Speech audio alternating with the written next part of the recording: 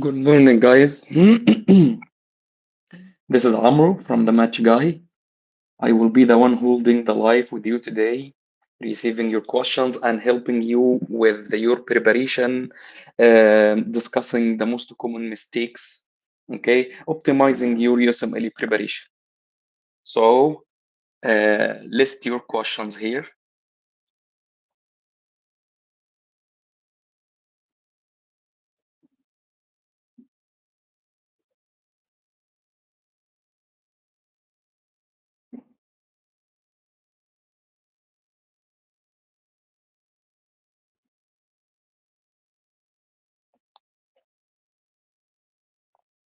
All right.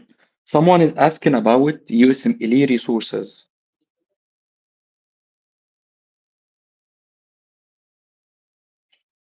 Someone is asking about USMLE resources. The resource that we recommend, number one, for USMLE step one preparation is UWorld. UWorld is the teacher. The content of the UWorld is enough to pass step one exam. Okay, but you need to study UWorld smart. Here is how you study the UWorld. First, you start system based, system by system, not timed. In this round, the goal of this round is to collect knowledge from the questions you did, know the scenarios, how each concept is asked in the exam, or how it presents in scenarios. Okay, number two. And in this phase, it is important to take notes. This is the most important thing. But be smart. Notes are not copying the explanation of your word and pasting it into your notebook, for example. No, taking notes should be smart, efficient. You should take notes from the questions that you got wrong. Notes should be short, focused, targeting the points you missed, the points you cannot memorize. Okay, so this is in the first round. Go system based, take notes efficiently, small notes, revise your wrong points day by day. That is the most important thing to raise your score. Every day, revise the mistakes of yesterday. In addition, analyze those mistakes. Discover your problems early. For example, my mistakes are they memorization mistakes, understanding mistakes, or what? Okay, or scenario mistakes. That is number two. Okay, so system based, take notes, revise mistakes, and Anki. It is better to incorporate Anki early in preparation. It is the best tool for active recall. Okay, and again, Anki cards. You should not do like 500 Anki cards every day. No, this is wrong. That overwhelms you. Okay, that accelerates burnout and decreases the benefit. For Anki, it is better to do a few amounts of cards, but specific high yield short cards. Okay. After the first round, you need to go to the second round, which will be random and timed. The goal of the second random is to prepare you for the exam. So we do it timed and random. And at least you should do like 2 blocks per day, 2 blocks to build stamina and exam style. That is for the second round. So your word is the main tool. In addition, after the first round, uh, you start tracking yourself, tracking your performance by NBME. So NBME will be your guidance and track the trend in your performance. Like, is your performance increasing? Even if it's a slow increase, even if your start is weak, no problem. As long as you're increasing, you're good. You're doing good. Okay. While if you have plateau, no change in your performance, then revise your strategy and revise your weak points. Clear? So this is what I recommend for step one, since step one, as you know, is pass or fail. Step one is pass or fail. Okay.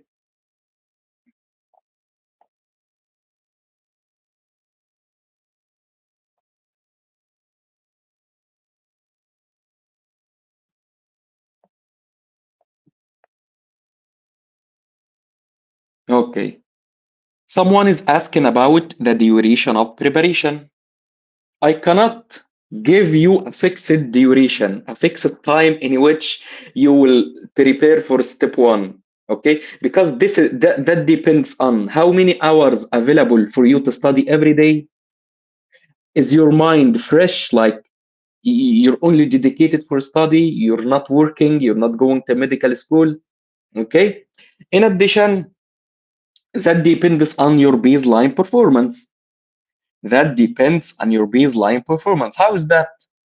So someone like IMGs who are not trained on the USMLE questions styles, okay, the UWorld question styles, okay, someone with weak baseline. So of course, this person will take more time in preparation. While a US student who already finished most of the UWorld during medical school, this person preparation will be very rapid, like 1 month to two. But the general rule is that your schedule will determine, and how much you stick to the schedule will determine the duration of preparation. Okay, and your schedule will be built on your word, because you know your word is a fixed thing while the schedule is a changeable thing. So the schedule will be built on your word. For example, your word step one is maximum 3,600 questions, or let's say 4,000 questions. Okay, you will build your schedule on that. For example, in the first stage, system based blocks, non time, start doing 40 questions, one block. If you stick to this schedule, 40 questions per day, you revise the questions very well, you take notes, you do Anki, and that will be enough, and you will have time at the end of the day to take breaks. Okay, if you stick to this schedule, you will finish the first round of your word in 100 days, 120 days. Okay, you will finish in 120 days, like three 4 months. 4 months, 100 days, yes, 4 months. If you can do more, like 60 questions per day, that would be better. You will finish between 2 to 3 months. After that, if you really took good notes, revise the notes very well, revise the mistakes, with the first assessment you take, you will have a high score. You will most probably pass after the first NBME you take. Then you will have a month for dedicated period to cover the weak points that the NBME told you about.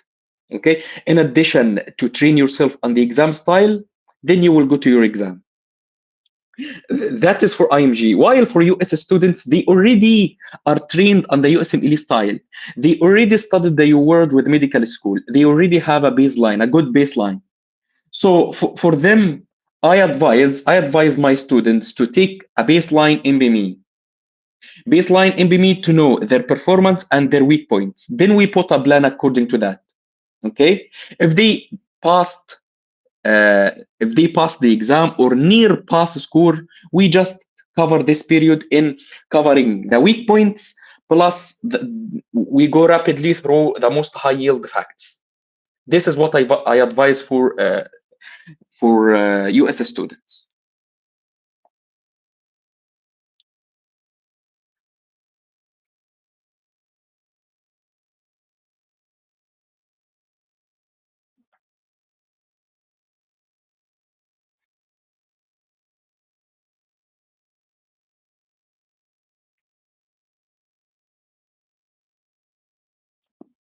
All right. Someone is asking about using Amboss. All right. Step one, if you asked me this question 3 years ago, before step one, pass or fail, I will tell you, yes, you can do Amboss, because step one is the most important thing in match application. But now, step one is pass or fail. Okay. What matters now is a step two score. So no need to go through Amboss. No need at all to go through Amboss. Okay. Your word is enough. Your word is enough for you to pass the exam. So you will go through your word as I told you earlier. Take notes, revise the wrong points, start system based, start non timed. After you finish your word, and after you take your first MBME, you should analyze your MBME. Determine if you have weak points or not. If you have weak points in MBME, okay, we might use Amboss for those weak points. Okay, if your word is not enough. For example, Someone after the first NBME had drop in physiology questions. Okay, I will advise that person to do your word physiology question. Okay, your word physiology question. But some students, they tell me, I memorize your word questions. When I look the question, I remember the answer. Then for students like that, I advise them to go to AMBUS. I advise them to go to AMBUS, do physiology question in AMBUS to cover those weak points. In addition, I might advise AMBUS for one case, which is ethics and biostats, for example. But if you passed your first assessment without big gaps, big weak points, then no need to do AMBUS.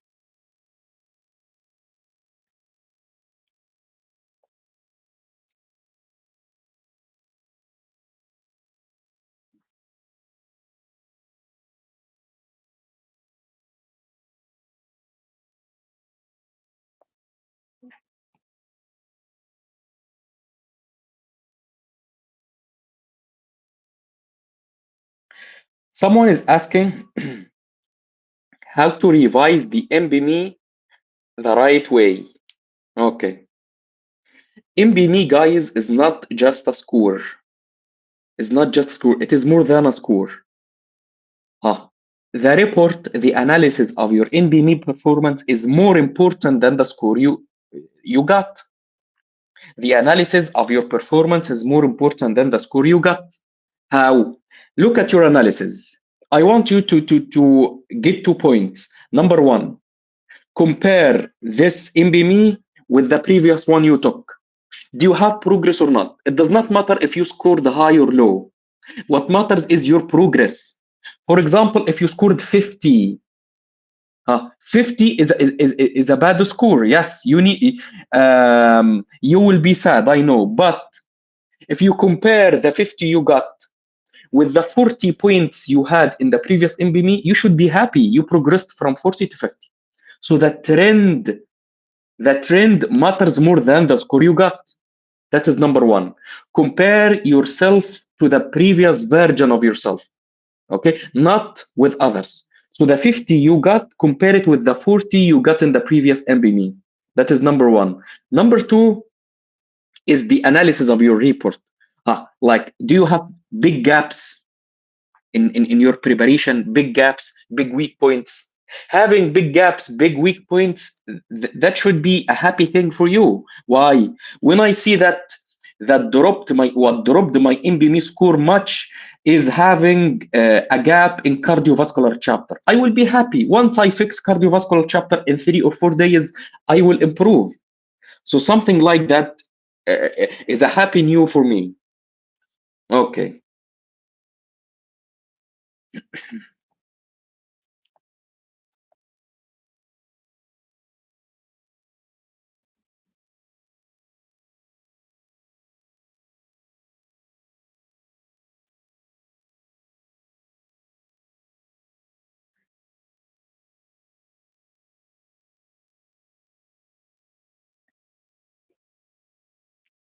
Okay. Preparation mistakes. Regarding mistakes, the most common mistakes I see with the students preparing for USMLE is using multiple resources. That is a fatal mistake, guys. Step one is just pass or fail. A new word is enough for you to pass. Then why using too many resources? You just need your word. In addition, a source that make you understand the concept. For example, if you read the explanation of your word and you do not understand it, ask ChatGPT to make you understand. Or, for example, watch a certain video on YouTube to make you understand, or a certain video course or a tutor to explain that concept for you. That is enough. No need to go through many resources. Like, I see many students going through your word plus first aid plus pathoma plus dirty medicine plus like using too many resources plus Ambos plus and Anki, and they use the biggest Anki cards deck that is available. So too many resources distract you, and this is not needed. You do not need 1000 resources. UWorld is enough. Make a plan evolving around UWorld. That is enough for you. That is enough to pass step one. So that is the biggest mistake. Too many resources wastes you, distract you from the high yield facts. In addition, accelerates burnout. Too many resources accelerates burnout. That is number two. Uh, the second or the third mistake, not revising your weak points. Guys, that kills your score. That is the most common mistake, giving you plateau in your performance. Okay, plateau in your NBME. You must revise your weak points day by day, and not just going through the mistakes through your word. No, this is not enough.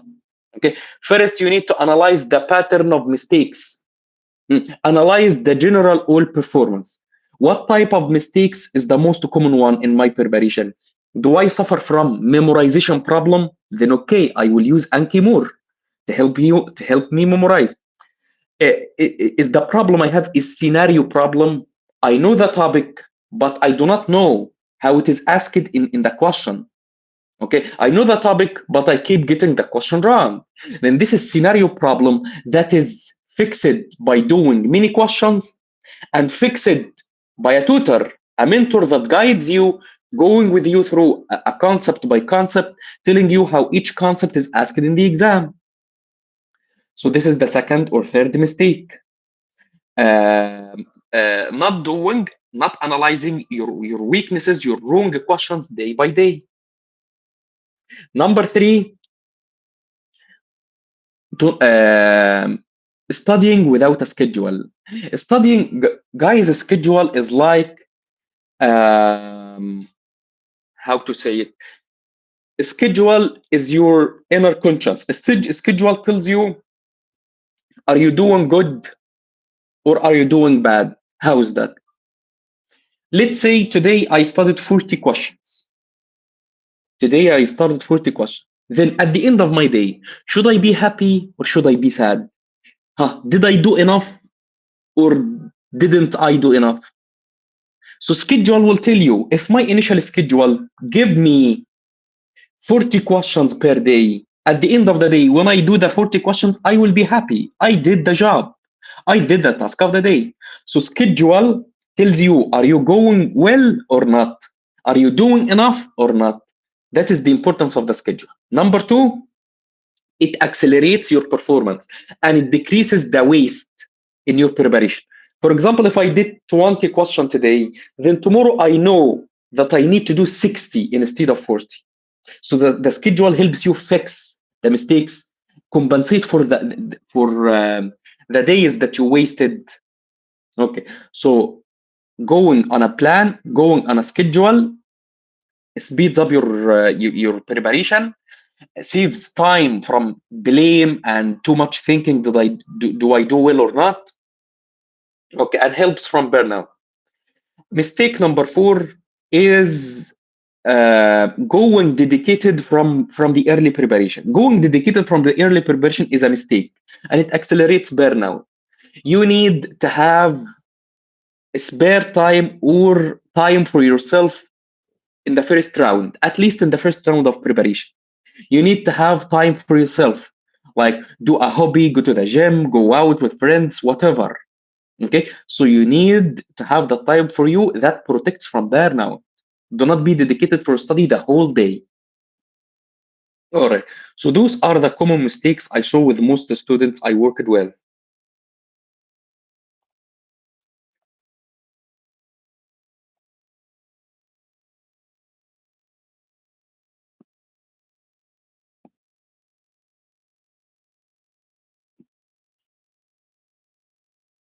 All right, a very common question I see, how to balance between medical school, study to medical school, and study to USMLE.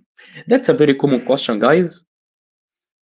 How to balance between medical school and USMLE, and which one should take your priority? I will not tell you which one should take your priority, especially for IMG. You will take that decision for yourself. But I can tell you how to maximize USMLE preparation along with school study.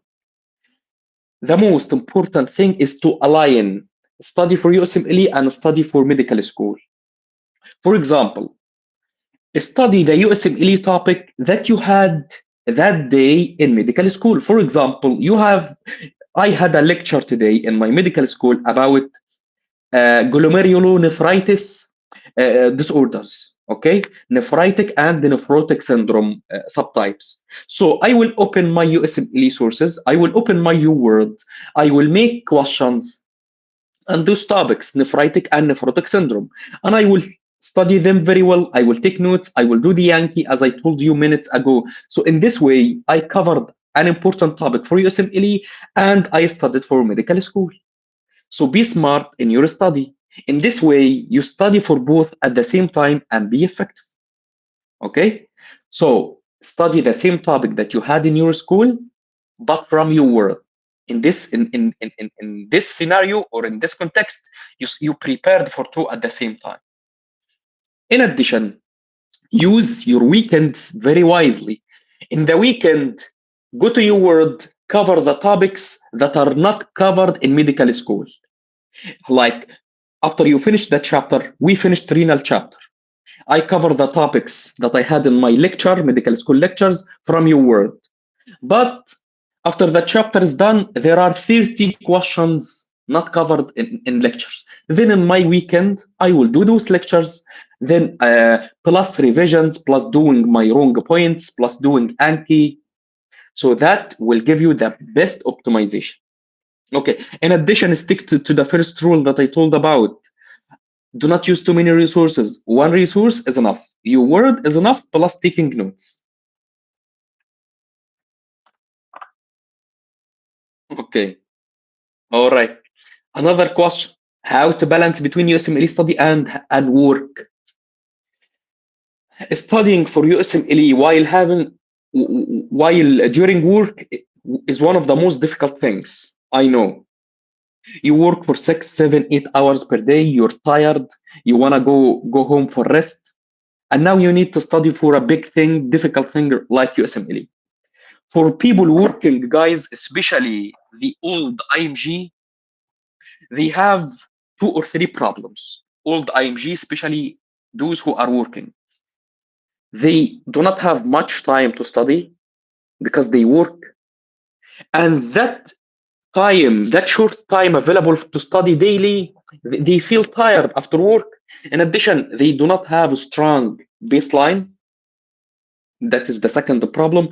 The third problem, they are not involved in students groups. They do not have, most probably, they do not have students who are friends who are still students. So they do not know which resources high yield, which resources not high yield. And many of my previous students were like that. Like they are studying for USMLE from low yield resources. Okay. So, so those are the most common three problems for USMLE preparation during work. And the solution to that is seek mentorship. Hire a mentor, hire a tutor to help you maximize your time, maximize your effort, save your time. The tutor will make you a plan, will tell you about the high yield resources, will give you a homework so you do not think much, oh, am I doing right? Am I doing well? Will save your time and effort from going through low yield stuff. Okay, that is number one. Number two, limit your resources as much as you can. Just stick to your world. This is enough. Okay, do not distract yourself. You do not have enough time or energy for that. In addition, limit your word questions. Do not do 40 questions your word per day and you do not have time to revise it. No, just do 20 and spend the rest of the day revising the 20, memorizing the content, taking effective notes from it, effective Anki cards, studying your mistakes. In addition, Anki is critical for those who work. Anki is critical. You can do Anki especially on your mobile. Take notes and use Anki in your mobile. You can use it in the morning while going to work. Okay, in the transportation, you can revise it through your mobile. And I always did that while going through the train. Okay, doing Anki while getting back, doing Anki if you have rest in the middle of your work. So Anki is critical for those who work. Clear, guys? So this is the plan that the old IMG, especially those who work, should stick to. Okay.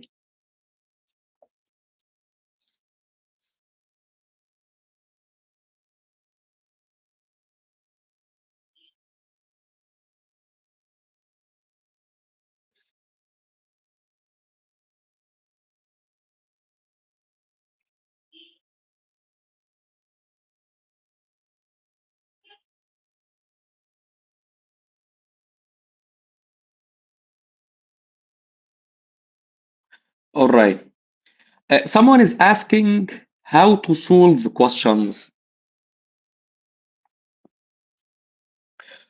Solving questions the right way saves your time, saves you points. Here is the right way to revise or to do questions, either in UWorld or in the real exam. Number one, you need to read the choices rapidly, the choices and the last line, because it tells you where is this question located. For example, a question, the last line of the question says, which of the following is the most likely diagnosis? And they give you membranous nephropathy, post-streptococcal glomerulonephritis, IgA nephropathy, okay, minimally changed disease. So when I read those choices, this is nephrotic and nephritic syndrome section, glomerular diseases. Okay, so my mind will be shifted to this section. I will remember this section. So I know what are they asking about. Diagnosis question, in this section, specific section, glomerular diseases. Then when reading the question, I'm expecting to look for the specific keys, specific signs, specific symptoms, specific labs in the question. Then I go to my question. I go rapidly. Now my mind is thinking about glomerular diseases, and I'm looking for the specific signs, symptoms, like what? RBC casts, fatty casts. So labs, what matters to me in the labs, the RBC casts or the fatty cast. In the symptoms, what matters to me, hmm, does the patient have hematuria or not, to differentiate between nephritic and nephrotic syndrome? Does the patient do the patient symptoms triggered by recent infection or not? So in this way, your brain thinks in an organized way.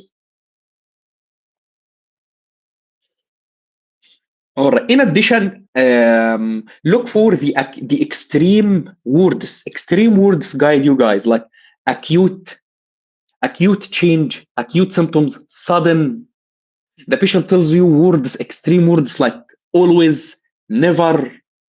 Okay, acute drop, acute increase, things like that. Guys, help you exclude choices. In addition, one important point in excluding choices is physiology. Choices that makes sense.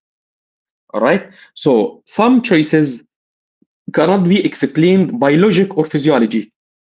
So you exclude those choices.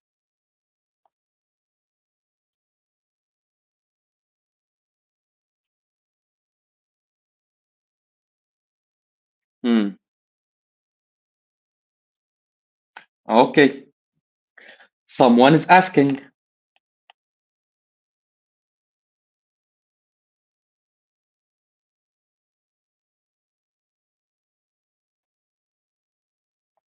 Someone is asking when to reset my UWorld.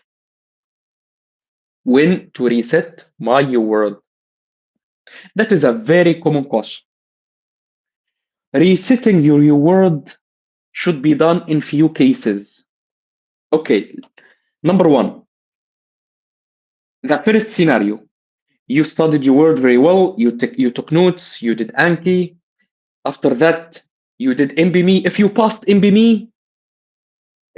NBME, then analyze the NBME weak points, analyze the weak points you got from your word, and work on those weak points. And that is enough for you. No need to do the whole Q bag. Just the weak points you got in NBME and the weak points you got in your word. That's enough. Okay. So this is the first scenario, and this is the best one. Another scenario, someone after finishing at least most of the UWorld, they scored too low. All the systems are weak. They got a very weak score. Then in this case, you do not have certain weak points or gaps. Everything is weak. All systems are weak. All systems, all sections are weak. So for a student like that, in addition to with after the first round, they did not take notes from the first time. They did not memorize the questions. They did not analyze their performance.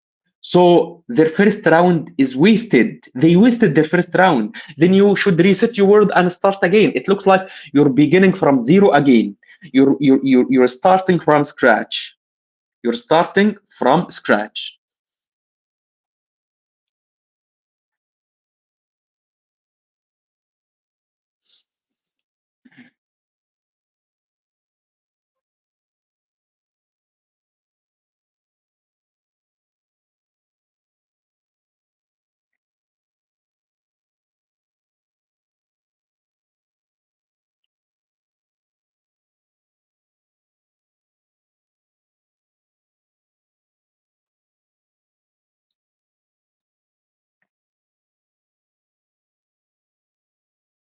Okay.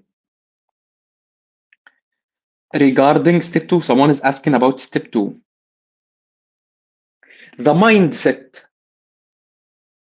that you should have while studying for step one differs from that for step two. And the orientation, how you think. Step one, guys, focuses on knowledge, the knowledge you have. For example, having symptom X plus symptom Y plus symptom Z gives you what disease? That is step one. While step two is more clinical reasoning. For example, step two, symptom X plus Y plus Z. What is the next step in diagnosis? They will give you two correct answers that can be done with this disease. But which one should take your priority? Okay. For example, in emergency situation, which test is rapid, effective? Which test wastes time? If you have vague symptoms and you want to exclude diseases, how to exclude?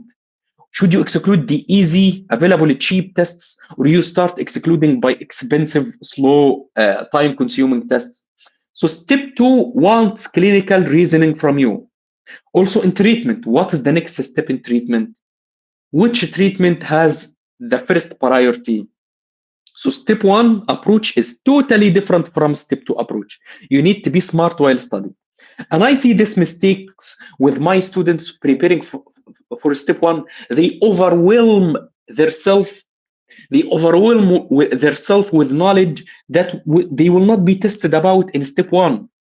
They keep asking me between what is the next step, which test should take the priority, which drug should take the priority. No, do not waste your time. Save that effort and time for step two. You will not benefit from it at the level of step one. Okay, so step one is more concept oriented, while step two is clinical reasoning and thinking oriented.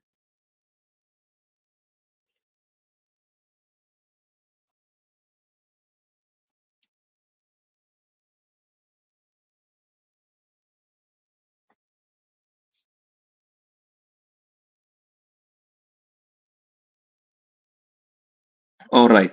Someone is asking about the preparation in last month. Last month is critical in your score.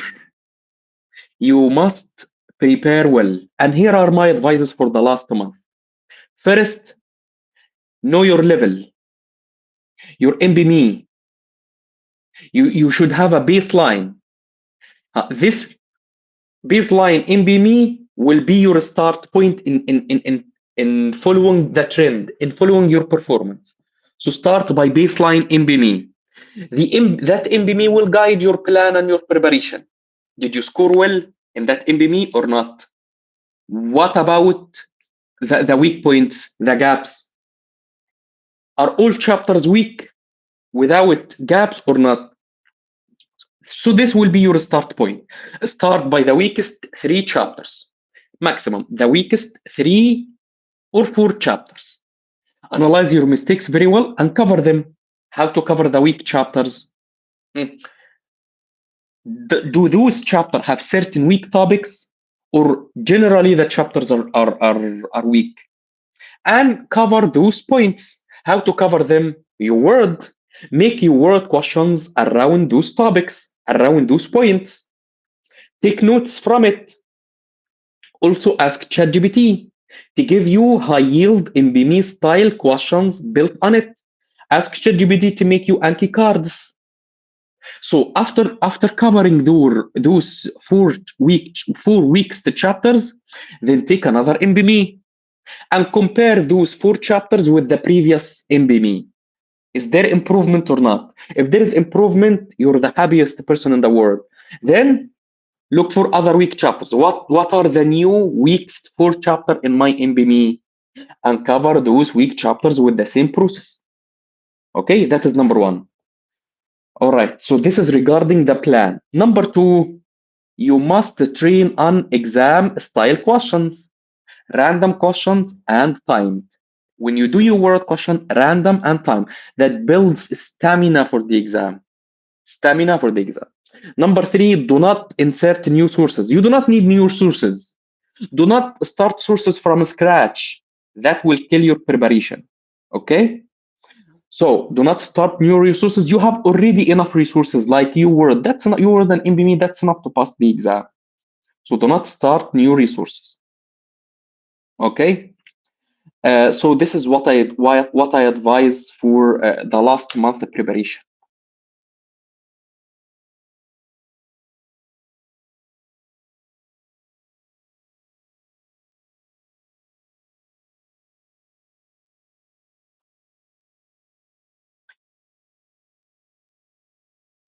Okay. Last question. Burnout. How to overcome burnout? Number one, if you have clear plan, clear schedule, you're doing your daily tasks very well, that will not give you burnout. So if you're going on a plan and every day you do your task, you will be happy at the end of the day. I did my job. So that delays burnout. Number one. Number two, if you fix your mistakes day by day, if you discover your problems early in preparation and fix it, for example, if you have problem with memory and and early in preparation you integrated a solution for that, like Anki, visual pictures, studying with a partner. If you fix your mistake early on, your preparation will be effective and you will progress. So that will make you happy. That will delay burnout. You feel progress. Progress is the enemy of burnout. If you have progress, you will not have burnout. If you have plateau, burnout is easy. So if you have clear schedules, clear tasks, you fix your mistakes early on, you have good structure, then burnout will not come. All right. If you have few resources, people who have too many resources, like every day they keep jumping from your word to amboss to first aid to Kaplan to whatever, they will have burnout. They feel distracted. Okay. While those confined to one resource maximum, like your word, that decreases distraction, saves time, effort, delays burnout. In addition, having daily habits, good sleep, protect your sleep protect your sleep. Okay, have a hobby, eat balanced diet, enough water, enough exercise. That also helps from burnout.